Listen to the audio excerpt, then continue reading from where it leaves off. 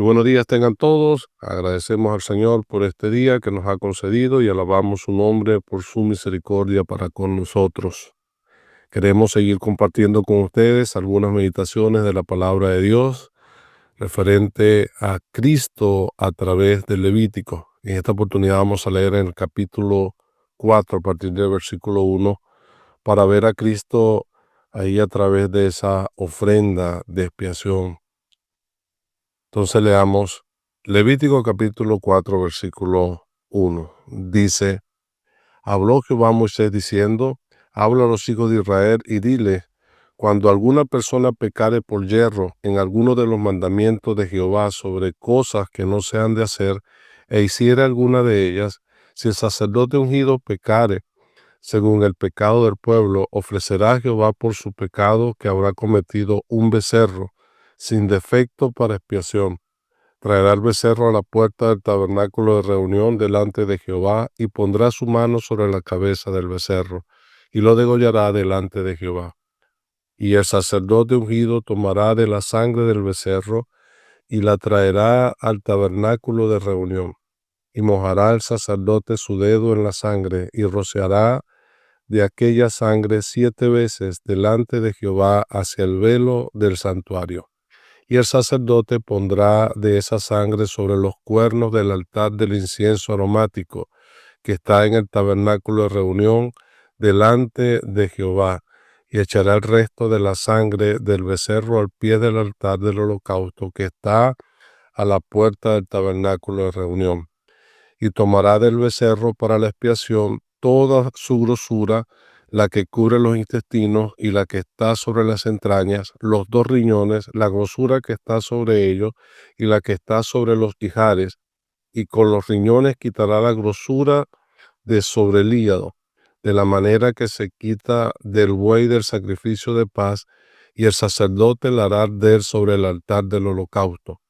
Y la piel del becerro y toda su carne, con su cabeza, sus piernas, sus intestinos y su estiércol, en fin, todo el becerro, sacará fuera del campamento a un lugar limpio donde se echan las cenizas, y lo quemará al fuego sobre la leña, en donde se echan las cenizas será quemado.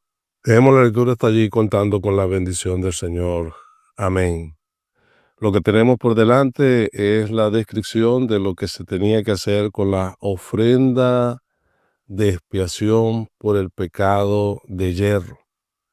Y a diferencia de las otras ofrendas, que eran unas ofrendas voluntarias que se traía para mostrar el amor al Señor, el agradecimiento hacia Él, y con intención de consagrarse, estas ofrendas que corresponden al capítulo 4 y al capítulo 5 son ofrendas por el pecado, eran de carácter obligatorio, y la razón era tratar de rearcir o de restituir la comunión con Dios que indudablemente había sido interrumpida por el pecado. En el capítulo 4 se habla de una ofrenda de expiación por el pecado de error que se cometía, una falta donde por desconocimiento de la ley se caía en alguna falta contra Dios que no era hecha de mala intención, sino por ignorancia. Y es por eso que Dios daba esta provisión. Lo podía hacer el sumo sacerdote y había provisión para él, o era el pueblo, y aquí leemos también del príncipe y del resto del pueblo.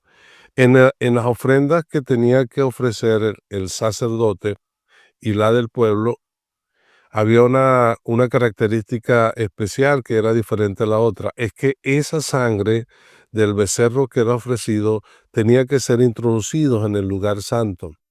Y la sangre de ese becerro degollado, el sacerdote, introduciendo esa sangre allí al lugar santo, lo que hacía era que metía su dedo, su mano, a en la sangre, y luego con ella rociaba 7 veces hacia el velo, y también lo colocaba sobre los cuernos, colocaba sangre sobre los cuernos del altar del incienso. De manera que esto servía, este ritual, para la purificación del pecado, para que Dios pudiera ser propicio y dar así el perdón. A su vez, con el procedimiento era que venía el sacerdote y colocaba las manos, siendo el sacerdote que había cometido la falta, como colocaba sus manos sobre el becerro. Era un becerro que se tenía que ofrecer. Y esa acción de poner su mano era como para transmitir su culpa al becerro inocente que iba a tomar su lugar. Y ahí vemos una hermosa figura de nuestro Señor Jesucristo, quien dice que aunque nosotros pecamos, el profeta Isaías, todos nosotros nos descarriamos como ovejas y cada cual se apartó por su camino, pero dice, mas Jehová cargó en él el pecado de todos nosotros. Él se hizo responsable de nuestros pecados y por eso él tuvo que llevar el castigo y el juicio sobre sí. Aquel becerro, después de ser degollado y su sangre ser introducida allí al lugar santo, así nuestro amado Salvador, él derramó su sangre y entró no solamente al lugar santo, sino hasta el mismo lugar santísimo para quitar nuestros pecados.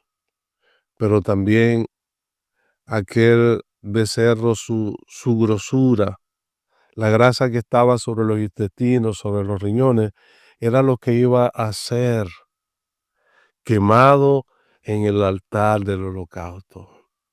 Porque por una parte el sacrificio de Cristo ciertamente era para la remisión de nuestros pecados, pero también el sacrificio de Cristo era algo que iba a ser de olor grato para Dios. Él iba a satisfacer el corazón de Dios porque estaba satisfaciendo la demanda de su justicia. Sin embargo, también nos dice la Escritura que de este becerro, su piel, su carne y todo lo demás tenía que ser sacado fuera del campamento. Y eso nos dice el escritor a los hebreos, que los sacrificios de aquellos animales cuya sangre era introducida al santuario, esos animales tenían que ser consumidos por el fuego fuera del campamento, ser sacados. Y él dice que así Cristo también, ofreciendo su sangre, salió fuera del campamento para ofrecer el sacrificio por nuestros pecados. En él también se cumplió lo que, lo que se hacía con la ofrenda de expiación por el pecado de error. Y dice la Biblia que aquellos gritaban, fuera, fuera con este. Y él fue llevado fuera de la ciudad de Jerusalén, sacado hacia el Gólgota, para allí ser muerto, ofreciendo su vida en expiación por nuestros pecados. Pero lo que era maravilloso es que cuando se cumplía con este rito, dice la Sagrada Escritura, Dios iba a dar el perdón. Y eso es maravilloso saber, de que nuestros pecados son perdonados por la obra de nuestro amado Salvador, por su sacrificio. Su muerte en la cruz tiene el poder para estar limpiándonos constantemente de nuestras faltas, aún después de haber creído en Él. De eso se trata 1 Juan capítulo 1. Nos habla de que nosotros tenemos una provisión de parte de Dios para mantener la comunión con Él. Y el pecado en el creyente debe ser un pecado que debe ser cometido por error, sin alevosía. Más bien debería ser un pecado, si llegase a pecar. La Biblia dice que Dios no quiere que nosotros pequemos, pero si hemos pecado, abogado tenemos para con el Padre, a Jesucristo el Hijo. Él es la propiciación por nuestros pecados.